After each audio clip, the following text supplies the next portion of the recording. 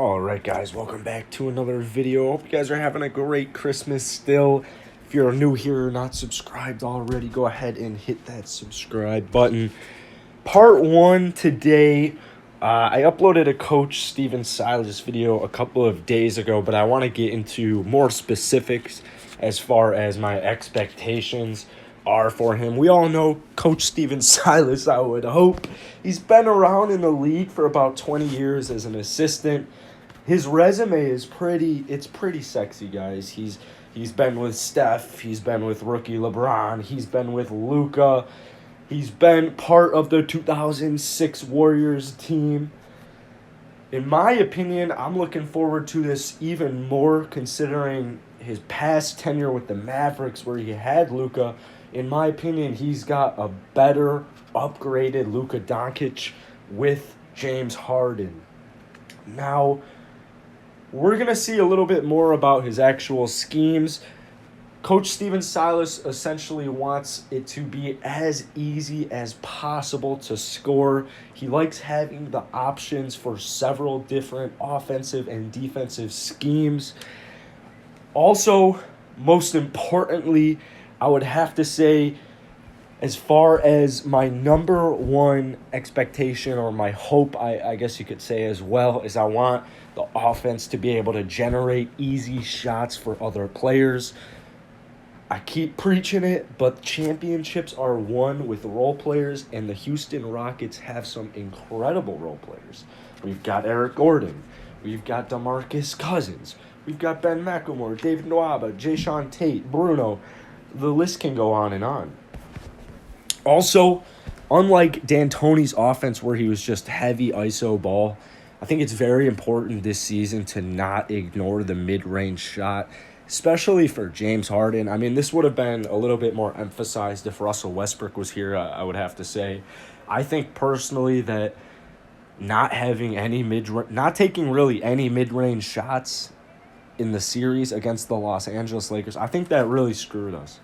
The Los Angeles Lakers bigs, their players, they would kind of sag off once we got into the mid-range. I mean, to me, that's got to be my biggest expectation, my biggest hope for Coach Stephan Silas is to not ignore the mid-range shot. We all know James Harden's got an incredible mid-range shot. John Wall's got a good one as well. We've got the bigs who can also take the mid-range shot as well as the three, but DeMarcus Cousins, Christian Wood. Now, I think it's important to not emphasize the mid-range shot because obviously the three-point ball in the NBA today, and especially for our Houston Rockets team, the three-point shot's got to be the most important. Now, once you get to the playoffs, it's really all about getting buckets. Like I had just mentioned, generating easier shots for other players. I think John Wall is going to do a great job at being the facilitator for this team.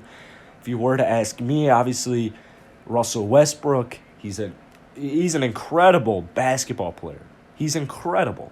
But as far as fit for the team goes, I think we can all agree, especially after watching our first couple of preseason games with John Wall, I think majority of Rockets fans and analysts can agree that John Wall fits our team a little bit better. To me, John Wall, he's open to doing whatever he has to do, whether that's be a catch-and-shoot player, catch-and-shoot on the three, he will do anything, and he's openly said that. He doesn't have to have the ball in his hands every single play, just like Russell Westbrook did. So if you ask me, we got a major upgrade in John Wall, and I think that's going to help Coach Stephan Silas a lot more with generating easier shots.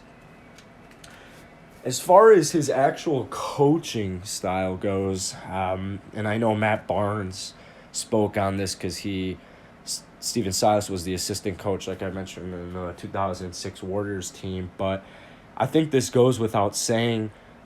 More outspoken is the words that he was kind of soft-mannered, or the words that Matt Barnes used. To me, if you ask me, I think Coach Stephan Silas just needs to make sure he's aggressive.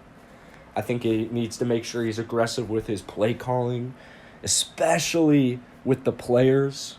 Now, he's in a really, really tricky spot right now with James Harden because obviously you want to cater to James Harden's needs because he is one of the best players ever. You want him to stay. You want him to commit to this Houston Rockets team that, I mean, really all these guys are here because we want James Harden to stay. We tried to bring him extra talent, more pieces.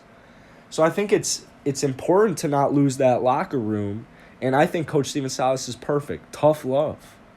I mean, we saw the Jason Tate, James Harden rumors, or reports, not even rumors, that, James Harden threw a basketball at Jason Tate. Coach Stephan Silas came out afterwards and said, I love it. I want competitive practices. If you don't have competitive practices, what are the games going to be like?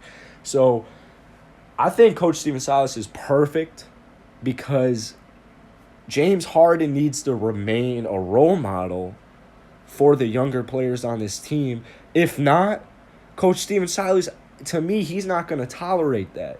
Yeah, he might be soft-spoken, but he's not going to tolerate that.